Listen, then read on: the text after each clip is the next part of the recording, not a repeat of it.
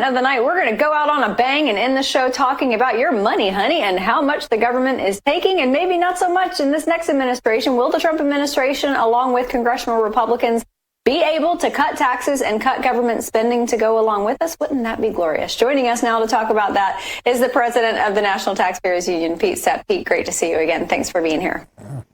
Many thanks for having me. And there's a lot to be excited about. And this is not always an exciting topic, you know. Yeah, that is very true. Pete, when I'm out and about in America, one of the things that I hear from taxpayers the most is, hey, whatever happened to those double-sided index cards? That was one of President Trump's ideas in his first administration. It never got implemented. Taxes are way too complicated for no reason unless you have, cross-border taxes or something. Do you think that will be something that we could possibly get back around to? And why is anybody opposed to that? We should queue up an honest discussion on how much we can simplify the tax law, not just make it easier to pay or pay less, but actually complying with the law in a simpler fashion so that you may never need one of those complex software programs. You could actually look at a tax form that makes sense to most human beings and pay your taxes that way or get your refund that way. I think having that discussion would be very helpful here.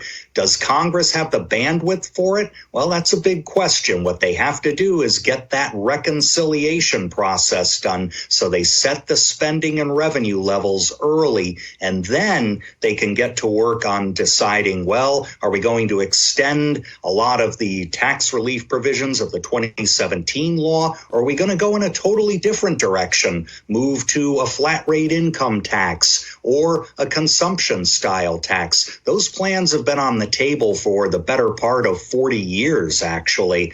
And can Congress do it in the space of a few months?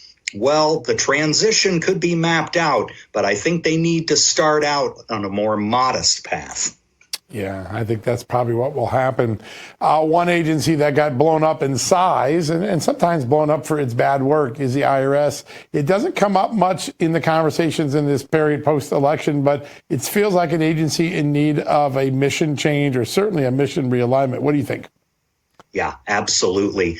We talk about a lot of midnight rulemakings at the EPA or other agencies. We've got to watch out for that near the end of 2024 for the IRS. There are really terrible ones going on that would affect partnerships across America. It would affect how cryptocurrency gets reported. They're just awfully complicated, tortuous rulemakings that would cost billions of dollars on the economy.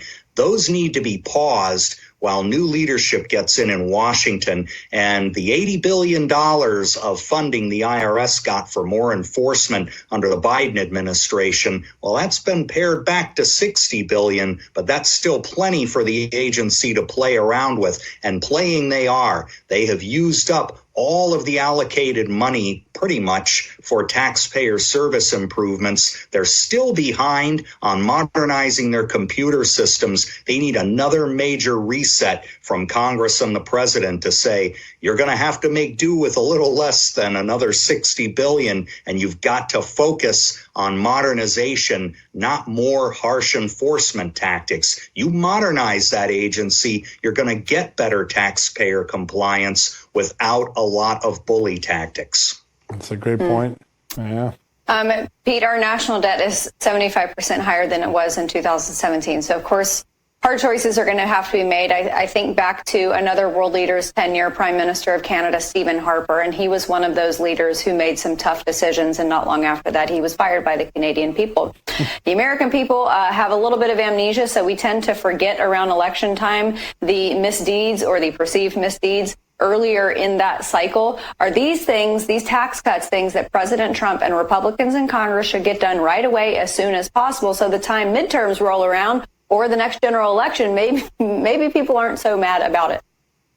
Yeah, that's a good idea. Implement the changes quickly, and especially when it comes to reducing federal spending, in order to match the tax cuts we're going to have so we don't keep putting upward pressure on the national debt. At some point, you have to say some level of taxation is preferable to some level of debt. Otherwise, we should be borrowing the federal budget in its entirety every year. But those hard choices are going to involve tax cuts too. Do we want to have everything both the president and Congress are proposing, or do we have to make some compromises while we cut spending to try and keep the debt under control? You know, one example is not taxing Social Security benefits at all.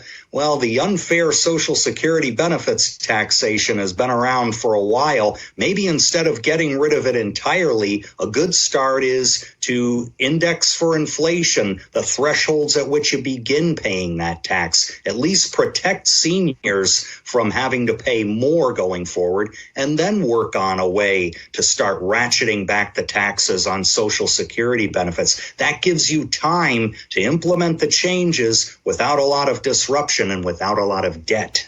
Yeah, pretty smart, pretty strategic way to go about doing that. We got about 30 seconds left. We were at $4.9 trillion of spending before COVID. Now we're north of $7 trillion. Do you have a number in mind that Congress could set the dials and say it's easy from that point to start then getting common sense in budgeting again? It's got to be between 5 and 6 trillion. Nobody should be able to argue right now that the federal government can't live on that. Elon Musk and Vivek Ramaswamy could cut federal spending by $1 trillion through the Doge, and it would still be 50% more than we've been spending in 2019. We've got a long way to go, and we can do it. Such a stunning statistic when you hear that. Just crazy. Unbelievable, unbelievable. Pete Sepp, president of the National Taxpayers Union. We love the work that you guys do over at National Taxpayers Union. Thanks so much for being here with us tonight. My pleasure. Great conversation.